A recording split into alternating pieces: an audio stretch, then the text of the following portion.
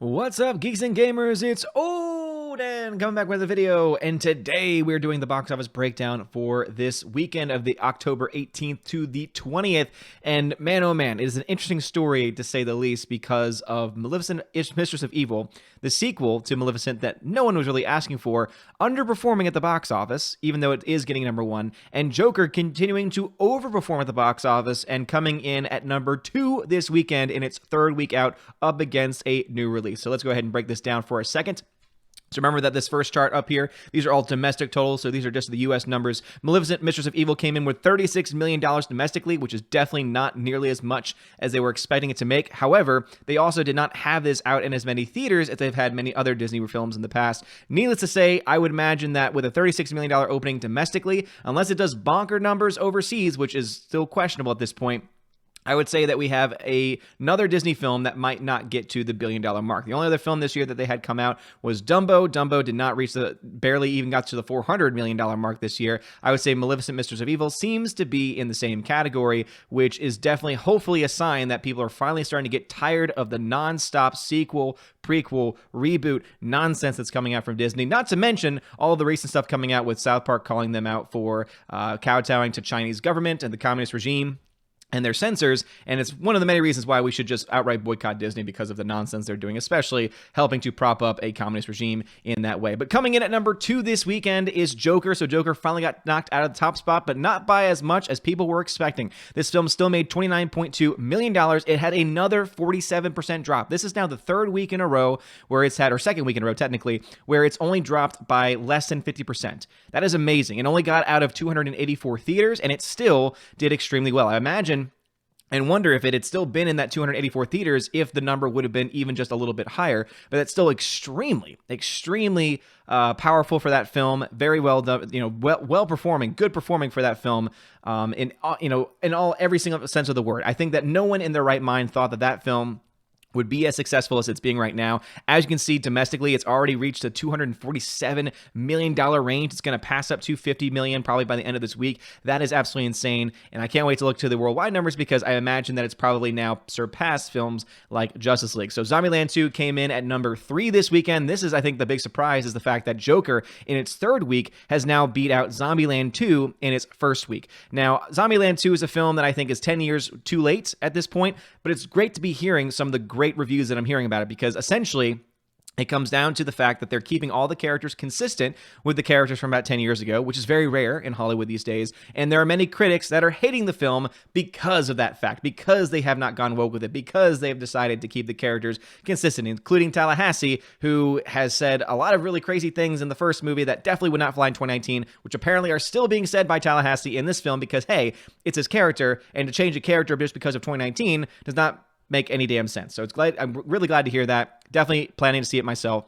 What is really sad to see, though, are films like Gemini Man, which had a 58.6% drop domestically, making $8.5 billion, making this film essentially guaranteed to be a flop. And it's both sad and also not so sad at the same time. In fact, I kind of want to dive into those numbers a little bit, so let me go ahead and pop that up in another window. But let's go ahead and dive into the numbers themselves. So Maleficent, Mistress of Evil came in with $153 million, so definitely not a slouch by any means, making over $100 million in its opening overseas. But that seems to be where it's making all of its money.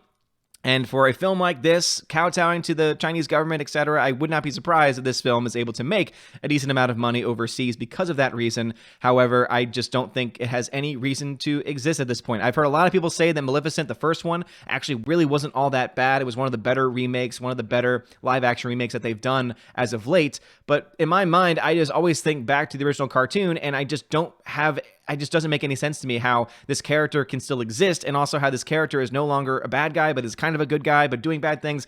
It just seems very complicated, very confusing. And as a general audience member, I imagine that many American audiences saw the trailer to this and said, wait, what? I thought that the queen she got defeated in the original version.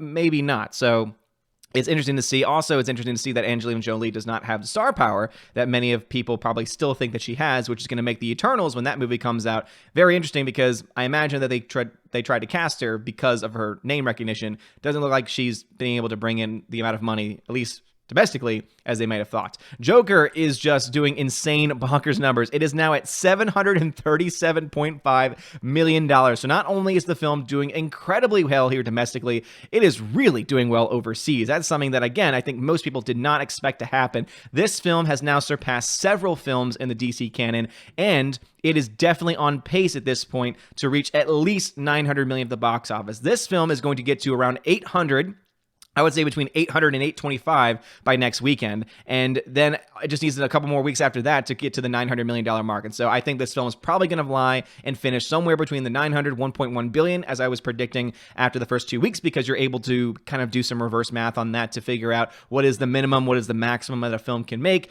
based on the history of other similar performing films. So this is a juggernaut of a film. As I said, and I will continue to mention, it was only made for $55 million. The fact that that film could potentially reach $1 billion, not just on a low budget, but also with the critics against it, and also with it not getting a release in China, is a huge deal. And there's just there's some people saying and speculating, oh, what if it eventually gets a release in China? But because of the fact that the censors there suck, and because it's run by a communist regime, and so therefore communism just sucks in general, can't believe we're in 2019, we still have a communist regime running a country, that is neither here nor there.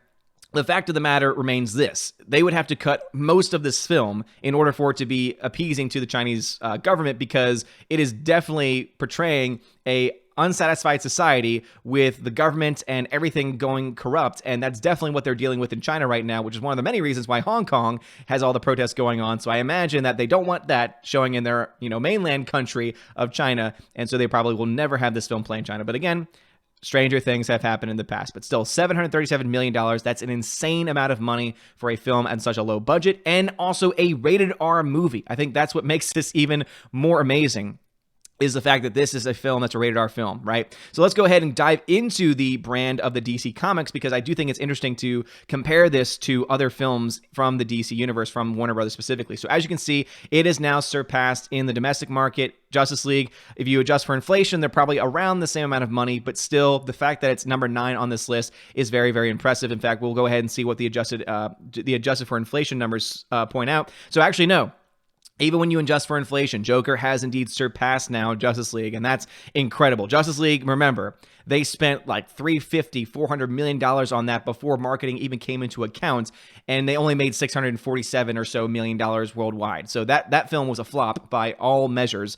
Obviously, it probably made up some of that money post-theatrical release, but in its theatrical run, it definitely did not perform as well as a lot of people try to say it was. Joker surpassing that film with such a, with almost costing $250 million less than that movie, shows you that what really matters is not the budget you put behind it, not the visual effects you put behind it, but the story, the acting, these core objective elements that people and audiences are drawn to, as long as you give them a chance. So it's a film that's doing very, very well in the domestic market. So I would say by the end of its run, it might even get into the top 10. There's a chance it could pass up Aquaman. It might not, because again, Aquaman was indeed PG-13, was wide, was a lot more available. Was available to a lot more audiences, but the fact that this film is doing as well as it is truly remarkable. And going to those worldwide totals, this is incredible. It is now number 7 worldwide. Of course, this is unadjusted. It's really hard to adjust for inflation with the worldwide market, because everyone's currency is different and everyone's inflation rate is different as well. But the fact that this film is creeping up on now Suicide Squad will likely pass it, will likely pass Wonder Woman, and has a very good chance at passing up BVS and being in that top 4, top 5 worldwide highest grossing DC films on the budget that it was made for is absolutely incredible. And as I said before, it's incredible to see this. It's exciting to see this. And I really hope that Hollywood gets the idea right and says, okay, these are the types of films that people want to see.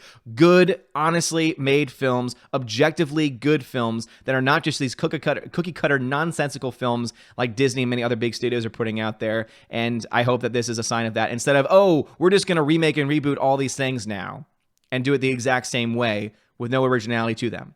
And I have very high hopes for the Batman now, especially since Paul freaking Dano has been cast to play Riddler in that movie. Zombieland 2, making $32 million worldwide. This is a movie that's definitely made for American audiences. American audiences are kind of showing up for it, but $32 million, really not all that impressive. As I said before, I think this film was about 10 years too late. If this film had come out maybe a year or two after the original, it probably would have done much better on its opening weekend. It only cost $42 million to make, but I think that this is definitely a very low number. and a number that they are probably very upset with, but they still got some time. It is indeed Halloween season, so you're looking at a film that will likely be able to continue to do well all throughout October, maybe even into early November, but it's going to be interesting to see how many theaters this is playing in next week if they decide to pull it from certain theaters, and also how it does in the foreign market over a longer period of time. It is still interesting nonetheless to see this film not perform nearly as well. Gemini Man, $118 million worldwide, and it is plummeting.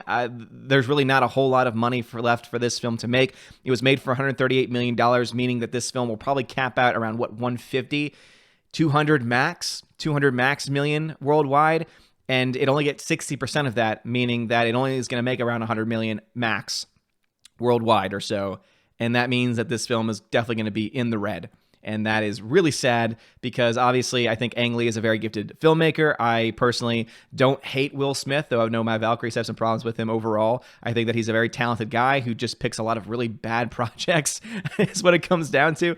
But I think that this is a story that was kicked around Hollywood for 20 years and for good reason. And now they are seeing it very clearly. And also it makes me happy to see a movie that was indeed touched by the hands of David Benioff post Game of Thrones finale.